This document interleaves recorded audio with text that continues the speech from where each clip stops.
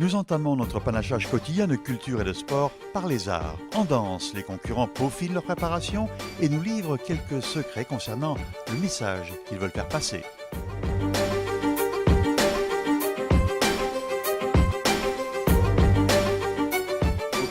Depuis maintenant 13 ans, on a l'habitude de s'ouvrir à plusieurs disciplines, ce qui nous permet d'enrichir notre danse, notre interprétation sur scène. Ça nous donne un panel assez large pour pouvoir amener le public vers des univers intéressants. D'être jugé, comme on le dit souvent, c'est assez subjectif parce que la danse, c'est pas quelque chose qu'on note. Donc le vainqueur sera celui qui aura plus haut juge et non le meilleur, je pense. Et voilà, donc plaisir, c'est tout. Prenons du plaisir. La pièce, elle est écrite sous forme de scénettes, puisqu'on aime bien ce rapport de scénettes qui s'enchaînent sur des musiques tantôt poétiques, tantôt énergiques. Et donc il y a 5 individus un peu déjantés qui vont avoir leur façon de bouger, leur façon d'écouter la musique et qui vont interpréter justement une force, comment la musique peut t'amener vers des univers assez différents les uns des autres. La plupart du groupe est issu on a des origines du Maghreb pour la plupart et c'est une fierté surtout pour nos parents qui eux ont travaillé dur et voilà, et c'est une récompense pour eux de voir leurs enfants porter le drapeau. Nous sommes très fiers de représenter notre pays. Donc on ne prend pas ça comme une pression, on prend ça comme une joie et comme un honneur et comme une bonne fortune. Guilili, le nom de la compagnie signifie esprit. Et chez nous, on a une danse qui s'appelle Ibassa. On la danse quand un jumeau vient, quand une femme mère accouche de jumeaux. Et on la pratique pour dire à ces gens, il faut être des belles personnes, culturellement, socialement et on va dire économiquement. Donc on danse pour transmettre la joie, le bonheur, pour guérir tous les maux qui soient social, politique, économique. En fait, bref, on danse pour le bonheur de l'être. On va utiliser notre côté patrimonial. On s'inspire de notre patrimoine pour faire notre danse d'aujourd'hui qui est danse contemporaine. Donc on tire nos sources de là et puis on commence à explorer les mouvements. On ne prend pas les mouvements de nulle part, on prend les mouvements de notre patrimoine et on commence à le développer, on le développe, il nous amène et on trouve l'âme et l'esprit de ce que nous voulons faire. Après la danse, la sculpture et la peinture nous offrent, elles aussi, un large éventail de créations d'une valeur symbolique fréquemment touchante.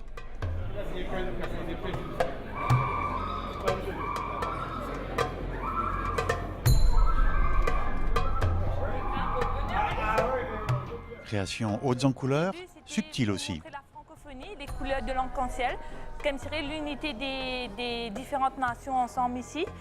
Et par rapport à ça, j'ai pris les 7 couleurs de l'arc-en-ciel pour faire, là-haut, il y a le logo de la francophonie. Mais là, vu qu'on se mélange, pourquoi pas se mélanger et inviter les autres aussi à le faire. Okay? Donc je voulais faire un travail participatif.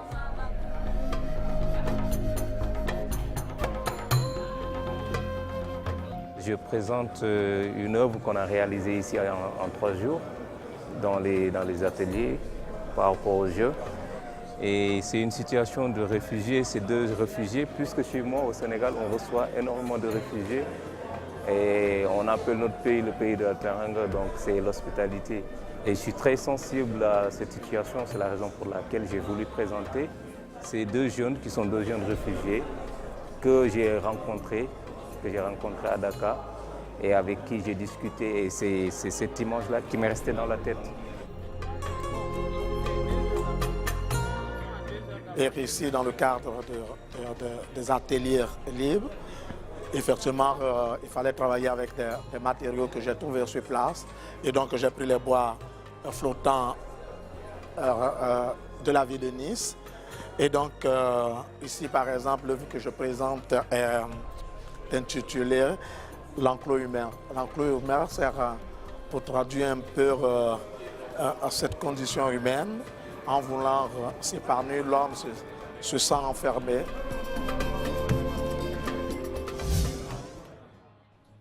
Place au sport à présent. Au tennis de table, la rapidité réflexe, la sûreté des gestes sont au rendez-vous. Le Luxembourg domine ici la Suisse.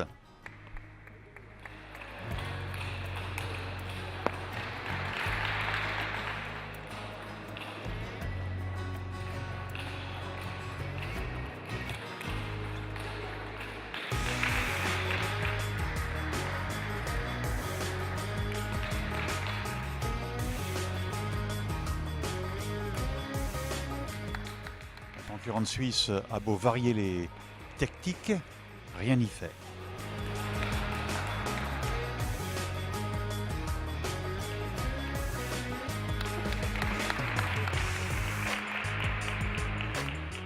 On va faire une remarque identique à propos du match qui a opposé la France au Canada-Québec.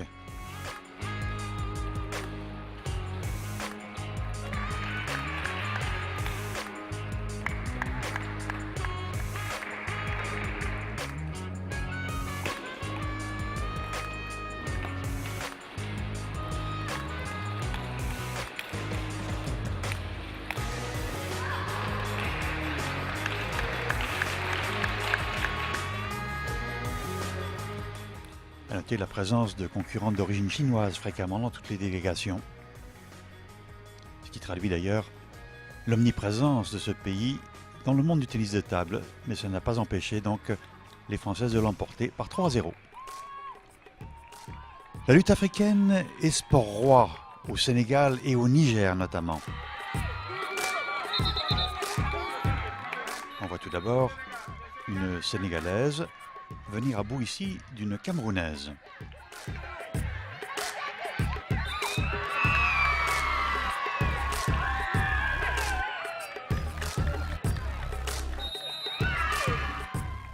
Mais le Cameroun ne tarde pas à prendre sa revanche.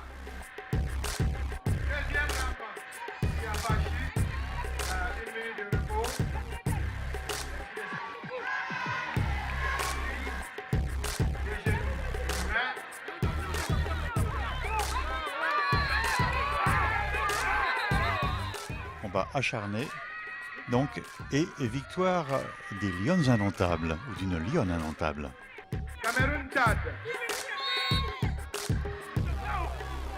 Et le Cameroun met la cerise sur le gâteau en emportant une victoire absolument magistrale aux dépens d'une Tchadienne.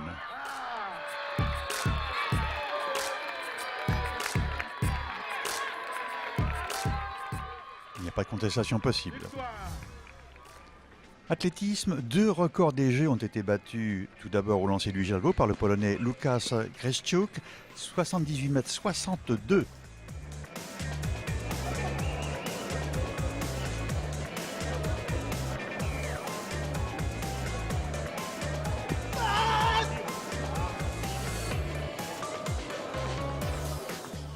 Record des Jeux également au saut en longueur d'armes grâce à Anna Jakaciak, également polonaise, créditée de 6,68 m. À noter que les 3 premières sont allées au-delà de l'ancien record des Jeux de la francophonie. Ici, la Canadienne n'était seulement 3e de cette compétition.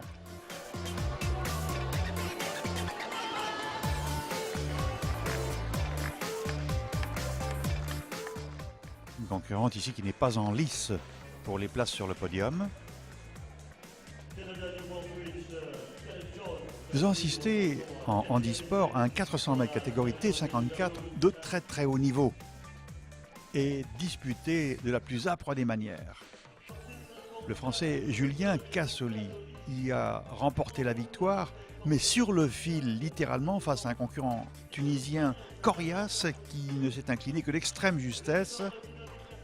Le Français Cassoli, longtemps dominé par son adversaire, a finalement arraché la victoire sur le fil en 51 secondes et 95 centièmes. Vous voyez cette fin de course spectaculaire de Julien Cassoli qui triomphe in extremis.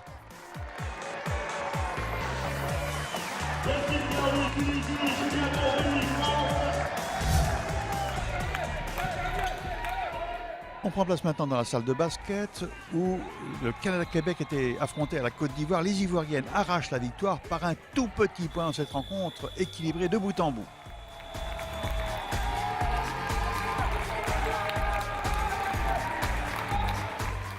Également en basket, la Wallonie-Bruxelles a fait de même, 68 points à 67 seulement aux dépens du Cameroun, grâce en particulier à 7 paniers à 3 points réussis par les concurrentes de la Wallonie-Bruxelles, qui ont ainsi riposté aux attaques sous les paniers de leurs adversaires africaines. On passe maintenant au hip-hop. Les adversaires rivalisent de virtuosité. Il s'agit d'un match entre la France et le Congo.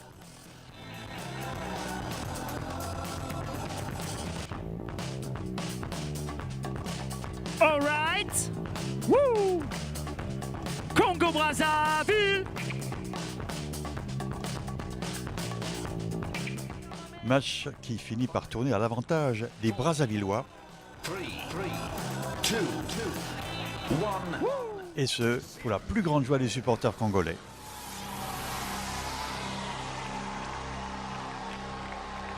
OK.